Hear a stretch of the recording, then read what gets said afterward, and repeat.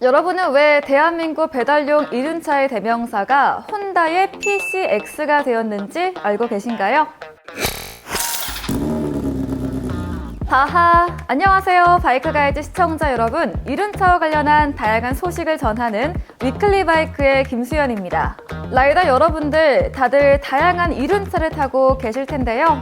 혹시 국산 이륜차를 타고 계신 분이 계신가요? 주변을 보면 사륜차는 국산을 많이 타는데 국산 이륜차를 타는 분을 찾기는 쉽지 않다는 게 참 이상한데요.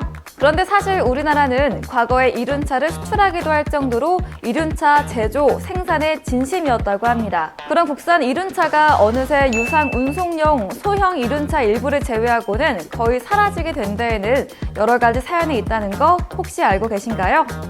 오늘의 위클리 바이크 국산 이륜차는 어쩌다 이렇게 보기 힘들어졌는지 그 이유를 알려드리겠습니다.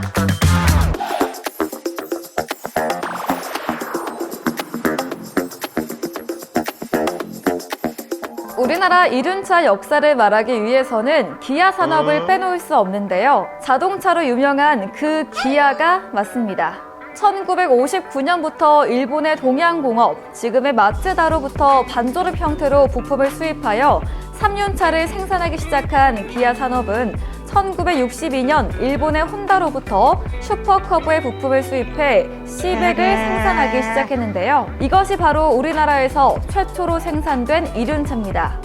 전후 복구의 과정에서 생겨난 운송수단에 대한 수요를 바탕으로 성장한 기아 산업은 벨리라는 이름으로도 잘 알려진 CD50, CL90과 고속도로 통행이 가능했던 CB250 등을 라이센스 생산하기도 했습니다. 1975년에는 기아 산업과 혼다의 합자 회사의 형태로 기아기술연구소, 즉 기아기연이라는 이름의 회사를 설립하고 핵심 부품의 국산화를 위한 기술 개발을 진행하는 등 대한민국 최초의 이륜차 제조사로 시장을 개척했습니다.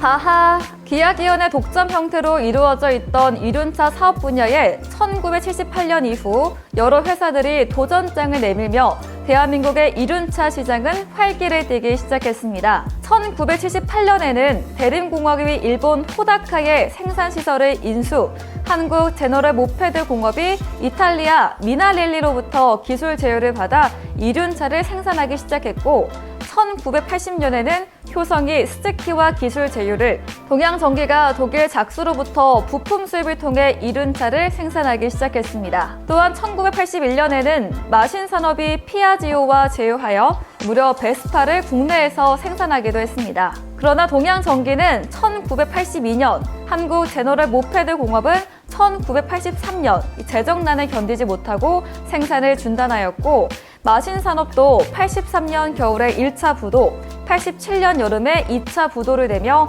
대한민국 이륜차 시장은 3개 회사가 양강부도를 만드는 방향으로 정리가 되었습니다.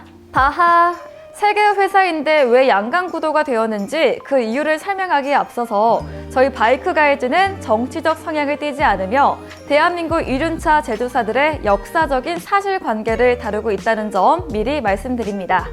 1981년 자동차 공업 합리화 조치로 인해 기아 산업은 이륜차 사업을 정리해야 하는 상황에 이르고 기아기연과 기아상사, 한국카뷰레타 공업 등 3개 회사를 대림산업의 계열사인 대림공업에 95억 원에 매각하게 됩니다.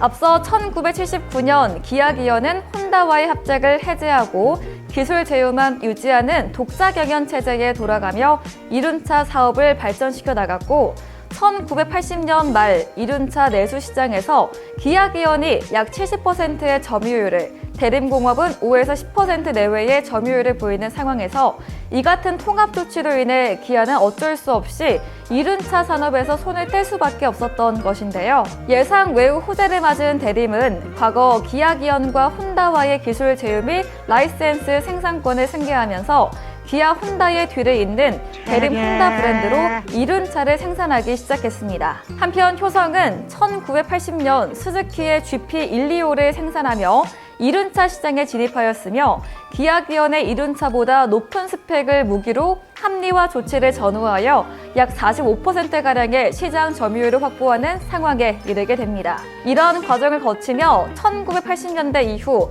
대한민국 이륜차 시장은 대림 혼다와 효성 스즈키 두 브랜드가 양분하게 됩니다.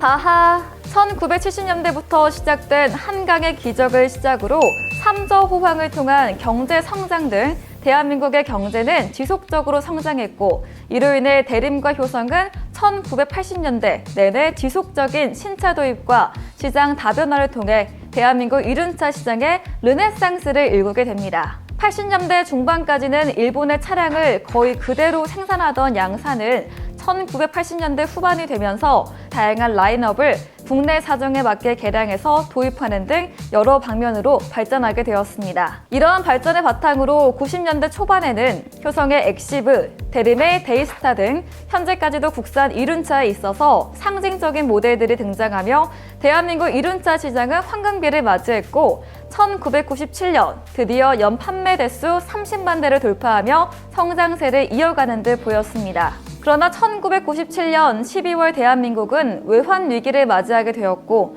이로 인해 이륜차 산업은 직격탄을 맞게 됐습니다. 독자 개발 4기통 300cc 엔진을 바탕으로 신제품 출시를 계획하고 있던 효성은 경영 악화로 인한 회사가 부도가 나며 스즈키와 결별하게 됐고 부도를 피한 대림은 혼다와의 기술 제휴를 유지하며 기존에 보유하고 있던 상용 이륜차 시장에 집중하게 됩니다. 다하 IMF 외환 위기를 지나고 난 2000년대 이륜차는 비행 청소년의 전유물로 치부되며 시장이 쇠락하게 됐습니다. 이런 상황에서 레저용 이륜차 시장에 제대로 진출할 타이밍을 놓친 채 혼다의 소형 이륜차 기술을 바탕으로 한 중소형 이륜차 제조를 이어오던 대림은 결국 2004년 혼다와 기술 제휴를 끝내고 소형 상용 이륜차 시장을 점유하는 길을 선택했지만 잦은 잔고장, 낮은 신뢰도, 부품 수급난 등의 문제로 시장 점유율이 떨어지게 됐고 여러 부침을 겪으며 결국 2020년 AJ그룹에 인수되며 DNA 모터스로 이름이 변경되게 됩니다. 한편 효성은 외환위기를 지나며 새로 개발한 엔진을 바탕으로 2002년 코멧 250, 2005년 미라주 650과 코멧 650 등 대배기량 차종을 출시하며 97년 이후 10년 만에 흑자 전환, 재도약을 준비하는 듯 보였으나 S&T의 적대적 인수합병을 방어하지 못하고 2007년 결국 S&T 모터스로 변경되고 맙니다. 그러나 대형 이륜차 엔진과 대형 이륜차를 생산하겠다던 S&T는 이렇다 할 만한 성과를 보이지 못하고 2014년 한국계 라오스 기업 코라오 그룹의 이륜차 사업을 매각하여 KR 모터스로 다시 이름을 바뀌게 됩니다. 효성과 대림이 각자 활로를 모색하는 동안 혼다가 본격적으로 국내 시장에 진입하는 것을 필두로 다양한 외국 브랜드의 직간접적인 한국 진출이 본격화되며 레저용 이륜차 시장은 물론이고 유상 운송용 이륜차 시장마저 장악하게 되었습니다. 이 흐름에 합류하지 못한 대림과 효성은 자연스럽게 도태되어 2023년 현재 KR 모터스에서는 3종의 매뉴얼 투어러와 몇 종의 스쿠터를 생산하고 있고 DNA 모터스는 상용 언더보닌 시티 시리즈와 중국산 스쿠터 몇 종의 조립 생산으로 간신히 명맥만 이어가고 있는 상황입니다. 또한 정부의 전기 이륜차 지원 사업 등에 힘입어 두 회사 모두 전동 이륜차 사업을 진행하고 있으나 상대적으로 저렴한 가격을 무기로 하는 중국산 전기 스쿠터의 국내 진출이 본격화되며 앞으로의 양사의 향방은 묘연하기만 합니다. 네, 오늘은 한국 이륜차 제조사의 흥망성쇠에 대해 짧게 정리해봤습니다. 위클리 바이크에서는 이륜차와 라이더의 권리에 대해 알아보는 시간을 많이 가졌었죠.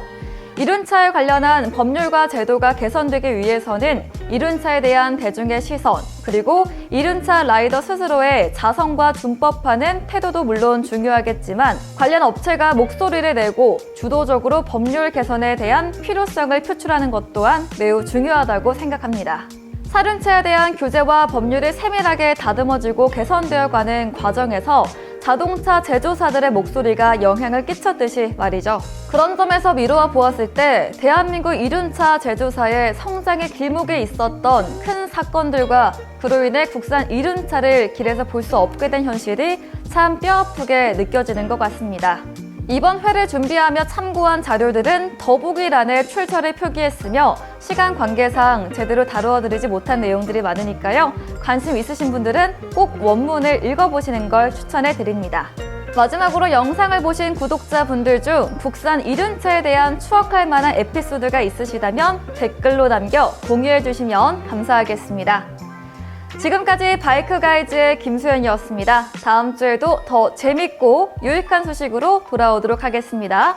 구독과 좋아요 잊지 마시고 모두 알람 후복하세요.